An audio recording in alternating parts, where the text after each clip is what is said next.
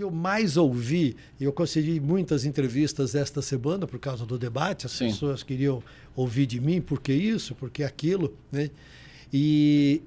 Mas também eu comecei a ouvir muito essa pergunta, né? Debate político.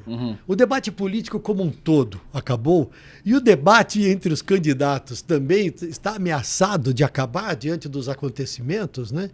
Não só em São Paulo, mas em outros lugares também há uma escalada de agressão, de falas duras, agressivas, violentas, ofensivas. O que está acontecendo, Calejão? Tramontina, obrigado, querido, por me receber no teu programa. Um prazer conversar contigo. Veja, essa acho que talvez seja a questão mais premente que a gente enfrenta no debate sociopolítico hoje no Brasil. Eu não acho que o debate tenha acabado. A exemplo do que você fez, por exemplo, se conduzindo como mediador no debate essa semana, você foi capaz de colocar um limite, foi capaz de dizer não é a proposta do que a gente está querendo fazer nessa ocasião não é essa. O senhor está burlando o que está sendo proposto, por favor, se retire. Você fez isso com muita propriedade, com muita firmeza. E, infelizmente, depois a coisa descambou para a violência, que, bom, quando você tem esse tipo de sujeito envolvido com a coisa pública, se você tem alguém que está disposto a ir às vias de fato, a dar um soco na cara de alguém, aí, de fato, a coisa é uma questão para a seara policial e não mais para a moderação no âmbito jornalístico. Então, eu não acho que acabou. Acho que existem caminhos, existe gente séria. Graças a Deus, por exemplo, você é uma referência nesse sentido. Você agiu de uma maneira muito adequada ali, e isso é o que eu acho que a gente precisa. A gente precisa de gente que é capaz de ter pulso, a gente precisa de gente que é capaz de estabelecer um rigor metodológico. Você não pode perguntar para o cara qual é a proposta dele, por exemplo, para a área do transporte público, da economia, e ele fica repetindo que existe um consórcio comunista no Brasil, porque isso não serve ao propósito princípio do debate, que é esclarecer a população, que quer ter os seus desejos, os seus anseios, as suas necessidades trabalhadas de uma maneira séria, de uma maneira responsável. Agora, como eu vejo, Tramontina, sobretudo ao longo dos últimos anos, houve um esgarçamento do nosso tecido social por vários motivos que a gente pode considerar.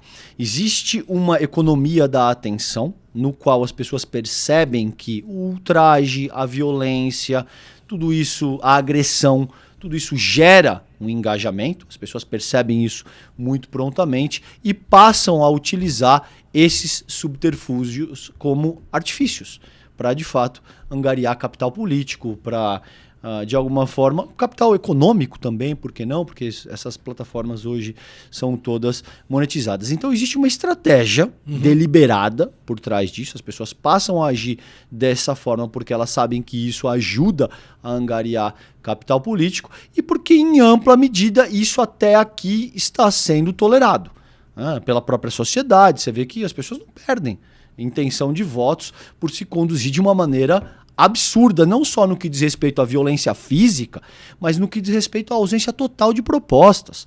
Você vê que muitas vezes um candidato vem se apresentar, ele vem ser entrevistado e ele não tem absolutamente nada a contribuir, ele fica repetindo coisas absurdas, raciocínios simplistas com essa coisa do comunismo, com essa coisa que remete, por exemplo, a kit gay ou a banheiro unissex e a temas que estão organizados ao redor de gerar pânico moral. Então, não acho que, respondendo de uma forma objetiva essa tua primeira provocação, não acho que o debate esteja encerrado, mas acho sim que a gente, enquanto sociedade, eu te digo de uma forma mais ampla, precisa repensar o debate, precisa repensar o estado de coisas que a gente tem organizado, considerando a própria política institucional, a política social também está em jogo aí, e eu acho que a gente, enquanto sociedade, tem uma escolha a fazer. Se a gente quer esse tipo de debate e de candidato e de político, ou se a gente quer algo que de fato seja capaz de oferecer um mínimo de seriedade, um mínimo de proposta. Acho que fundamentalmente o que a gente tem que trabalhar nessa ocasião é isso. Ontem e hoje me perguntaram, não, mas o que eu teria que fazer para aumentar a segurança? Eu falei, Vai fazer o quê? Vai botar detector de metais antes da entrada de um candidato no estúdio? Não, a gente não pode aceitar isso. Exato. Não é normal isso. Eu falei, você vai botar 200 policiais ou seguranças dentro de uma área de acesso a um candidato, vai chegar num estúdio? Não pode, não é assim, isto não é democrático, isto não é a liberdade, não é a independência. Exato. Isso, né? Se a coisa chegou nesse ponto de você ter que ter detector de metais, se você precisa se certificar de que alguém não vai entrar com uma faca ou armado a ponto de dar um tiro, porque o paroxismo desse processo seria isso, Tramontina. Para além... Veja, eu vou ser muito específico aqui porque eu não quero ficar dando indiretas. O Pablo Marçal foi um cara que utilizou o suicídio do pai da Tabata, cara. Eu nunca vi nada tão baixo, Tramontina, na minha vida acompanhando debates políticos. Assim, não é uma questão de ideologia política, não é uma questão de utilizar o suicídio de um ente querido, de um outro candidato, é das coisas mais baixas, mais sórdidas que você pode esperar de qualquer ser humano. Ele depois tentou imputar a pecha de usuário de cocaína ao Boulos. E depois a gente viu tudo o que aconteceu, e ele estava usando um homônimo do Boulos.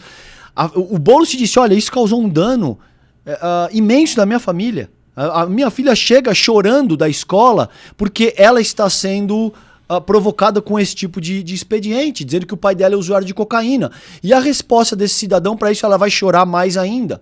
Em seguida ele de fato imputa a pecha de estuprador ao Datena. A gente sabe, Tramontina, como é que estuprador é percebido na nossa sociedade. Quando você faz isso com alguém, quando eu tento te colocar a pecha de estuprador, eu tô colocando a tua vida em risco. Porque você pode ser abordado, você pode ser espancado, você pode ser morto a qualquer momento, inclusive. Sim, qualquer pessoa na rua, qualquer situação. Entende? Uhum. Então, quando chega nisso, muito antes da... É óbvio que, por exemplo, eu rechaço a cadeirada que o Datena deu nele. Agora, o meu ponto é que a cadeirada não foi o primeiro ato de violência inaceitável. Vários atos verbais inaceitáveis já vinham sendo praticados por um candidato que está disposto a fazer de basicamente tudo. E aí é de se esperar que em algum momento isso vai descambar para a própria violência física. Se a gente tiver que se certificar de que você, enquanto moderador, se essa pessoa não está armada, ela não está disposta a vir no estúdio e dar um tiro em alguém, ou a dar uma facada em alguém, ou não tem um assessor que vai se comportar como um troglodita e dar um soco na cara de alguém, bom, aí a própria função do debate já foi esvaziada, isso não faz o menor sentido, e é isso que me parece que enquanto sociedade a gente precisa discutir, para que isso não chegue a esse ponto. Acho que isso é absolutamente pertinente. Olá, eu sou o Carlos Tramontina. Gostaram do corte? Então se inscrevam no canal, curtam, compartilhem, falem com os amigos. E se quiserem ver o episódio inteiro, é só ir lá no Flow News. Vocês vão encontrar tudo o que estão buscando. Um abraço.